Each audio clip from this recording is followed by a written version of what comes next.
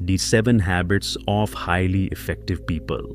नमस्ते, मैं आपका स्वागत करता हूं इस यात्रा पर, एक ऐसी यात्रा जो आपको बदल सकती है। आपने इस ऑडियो बुक को चुना शायद इसलिए क्योंकि आप अपने जीवन में कुछ बदलाव चाहते हैं, कुछ सार्थक बदलाव, कोई ऐसा रास्ता ढूंढ रहे हैं जो सिर्फ सफलता ही नहीं बल्कि स्थायी खुशी और संतुष्टि की ओर भी ले जाए। और मैं आपको विश्वास दिलाता हूं, आप सही जगह पर हैं। ये आवाज, ये शब्द अब सिर्फ शब्द नहीं रहने वाले, ये आपके दिमाग में बीज बोने वाले हैं, विचारों के बीज।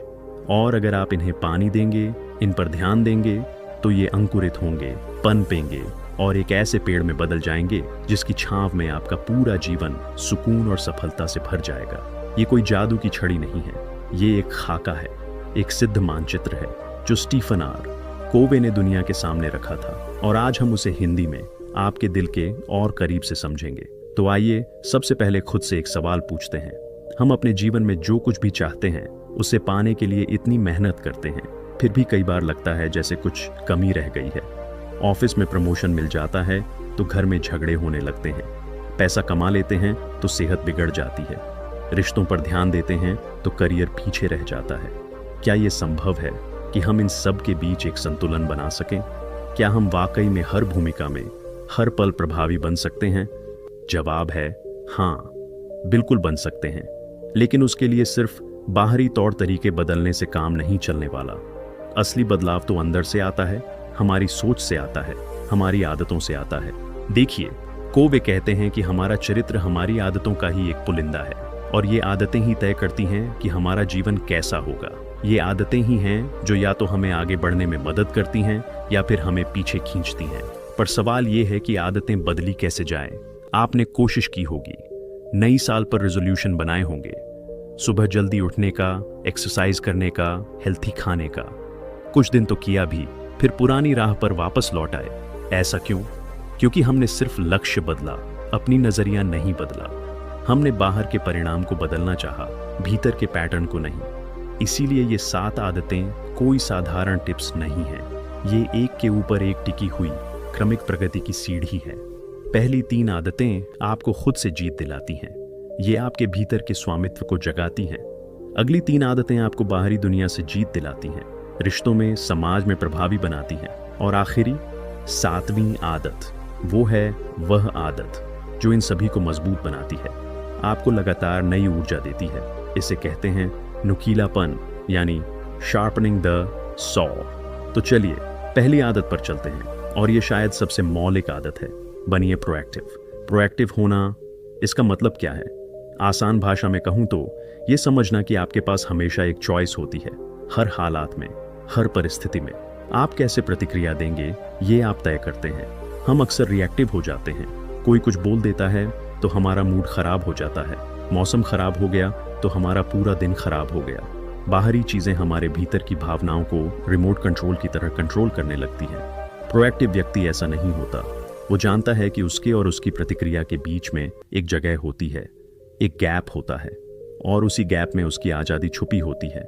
उसी गैप में वो चुनाव होता है कि हमें क्या करना है, क्या कहना है। आपने कभी सोचा है कि एक ही बात पर 2 अलग अलग लोगों की अलग अलग प्रतिक्रिया क्यों होती है?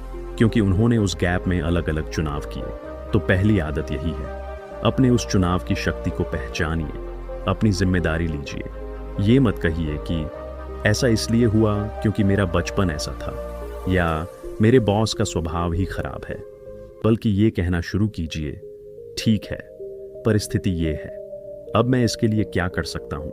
देखिए, जिस दिन आपने ये कहना शुरू कर दिया, उस दिन आपने अपनी शक्ति बाहरी हालात से वापस अपने हाथ में ले ली। आप जिम्मेदार बन गए, रिस्पॉन्सिबल, यानी रिस्पॉन्ड करने में सक्षम। और यही आधार है बाकी सभी आदतों का। अब जब आप प्रोएक्टिव हैं तो आप अपना ध्यान उन चीज़ों पर लगा सकते हैं जिन्हें आप बदल सकते हैं। कोवे इसे सर्कल ऑफ इन्फ्लुएंस कहते हैं। प्रोएक्टिव लोग अपनी ऊर्जा उन्हीं चीज़ों पर लगाते हैं जिन पर उनका वास्तव में प्रभाव है। और हैरानी की बात यह है कि जितना आप इस सर्कल पर काम करते हैं, ये सर्कल बड़ा होता जाता है, आपकी प्रभाव की सीमा बढ़ती जाती है। दूसरी आदत, ये आदत आपको एक दिशा देती है। ये आदत कहती है, अंत को ध्यान में रखकर शुरुआत करो। इसका मतलब है कि जीवन की रेस में दौड़ने से पहले ये सुनिश्चित कर लो कि आप सही दिशा में दौड़ रहे हैं। कल्पना कीजिए, आपकी अपनी अंतिम यात्रा का दिन है। आपके प्रियजन, परिवार, दोस्त, सहकर्मी सब वहां मौजूद हैं। वो आपके बारे में क्या कहेंगे? आप एक इंसान के तौर पर, एक पति या पत्नी के तौर पर, एक माता पिता के तौर पर, एक दोस्त के तौर पर आपकी क्या विरासत रह जाएगी? आप कैसे याद किए जाना चाहेंगे? ये सवाल आपको एक क्लैरिटी देगा, एक स्पष्टता। क्योंकि जब आप जानते हैं कि आपका अंतिम लक्ष्य क्या है, तो आपके आज के छोटे छोटे फैसले उसी के अनुरूप होंगे। आप उन चीज़ों के लिए ना कह पाएंगे जो आपके मूल्यों के खिलाफ हैं, भले ही वो फंदे में डालने वाली हों। आप उन चीज़ों के लिए हाँ कह पाएंगे जो वास्तव में आपके लिए महत्वपूर्ण हैं, भले ही वो मुश्किल हों। इसके लिए आपको अपने निजी मिशन स्टेटमेंट को परिभाषित करना होगा, एक ऐसा कॉन्स्टिट्यूशन जो आपके जीवन का मार्गदर्शक हो। ये कोई बाहरी नियम नहीं है, बल्कि आपके अपने दिल की आवाज़ है जो लिखित रूप में है। और जब भी आप कंफ्यूज होंगे, आप इसी को पढ़ेंगे और अपनी दिशा तय कर पाएंगे। अब जब आपको पता है कि आपको कहाँ जाना है, तो तीसरी आदत आपको वहाँ पहुँचने का रास्ता बताती है। पहली चीज़ों को पहले रखें। ये टाइम मैनेजमेंट नहीं है, ये लाइफ मैनेजमेंट है। हम अक्सर अर्जेंट चीज़ों के पीछे भागते रहते हैं। फ़ोन की घंटी, ईमेल का नोटिफिकेशन, कोई आकर खड़ा हो जाता है। ये सब ज़रूरी लगते हैं और हमारा ध्यान खींच लेते हैं। लेकिन असल में जो सबसे ज़्यादा इम्पोर्टेंट चीज़ें हैं वो शायद अर्जेंट नहीं होती। जैसे अपने बच्चे के साथ क्वालिटी टाइम बिताना, अपनी हेल्थ के लिए वॉक करना, अपने लॉन्ग टर्म गोल के लिए कोई कोर्स करना, अपने रिश्तों को मजबूत करना। ये चीज़ें अर्जेंट नहीं हैं, इनके लिए कोई घंटी नहीं बजती। इसलिए हम इन्हें टालते रहते हैं और एक दिन पीछे मुड़कर देखते हैं तो पछतावा होता है। तीसरी आदत हमें सिखाती है कि इन महत्वपूर्ण लेकिन गैर ज़रूरी कार्यों को प्राथमिकता दें। उन्हें अपने शेड्यूल में सबसे पहले लॉक करें। उनके चारों ओर एक पवित्र समय सीमा बना दें। अर्जेंट चीज़ों को इनके आगे हावी न होने दें। ये तीनों आदतें, प्रोएक्टिव होना, अंत को ध्यान में रखकर शुरुआत करना और पहली चीज़ों को पहले रखना, ये आपके भीतर की जीत है। ये आपको स्वतंत्रता की ओर ले जाती है। आप खुद के मालिक बनते हैं, आप खुद को डिसिप्लिन में ले आते हैं। लेकिन सफलता सिर्फ स्वतंत्रता नहीं है। सफलता तब और मीठी होती है जब हम दूसरों के साथ मिलकर सफल हों, जब हमारे रिश्ते मजबूत हों।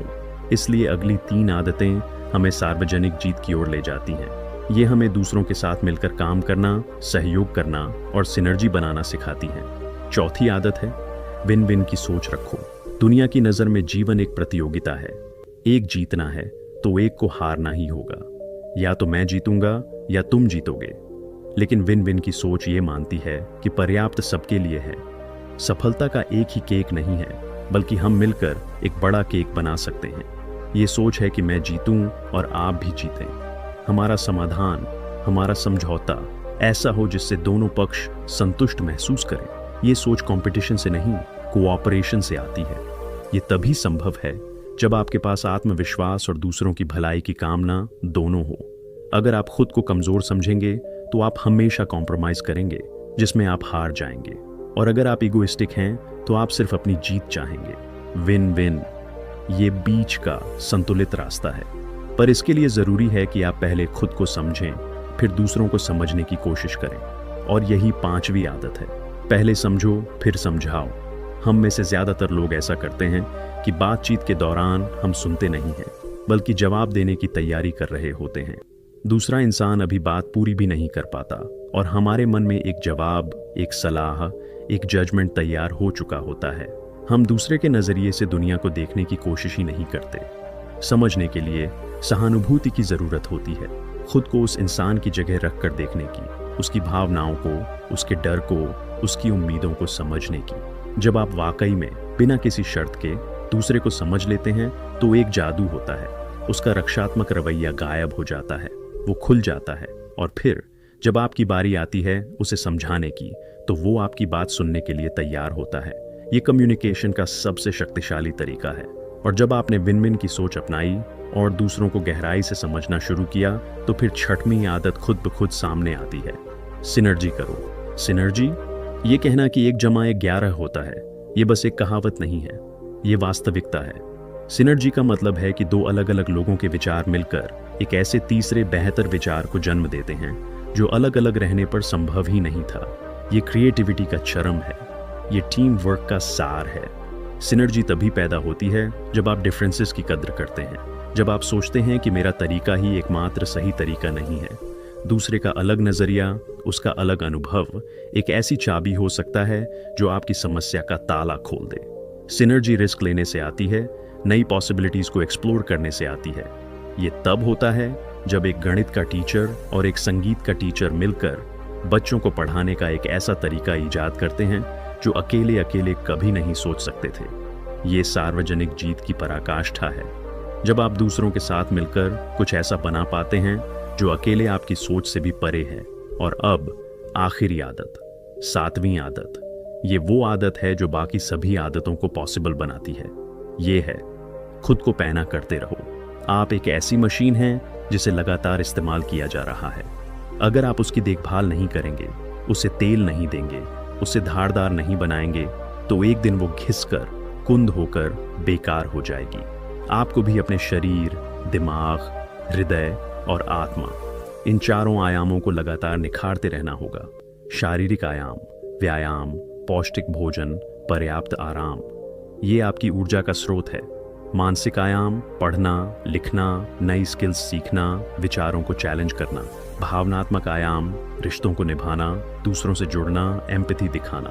आध्यात्मिक आयाम, प्रार्थना, ध्यान, प्रकृति में समय बिताना, अपने मूल्यों को रिविजिट करना। जब आप इन चारों पहियों पर समान रूप से काम करते हैं तो आपका जीवन एक गति पकड़ता है।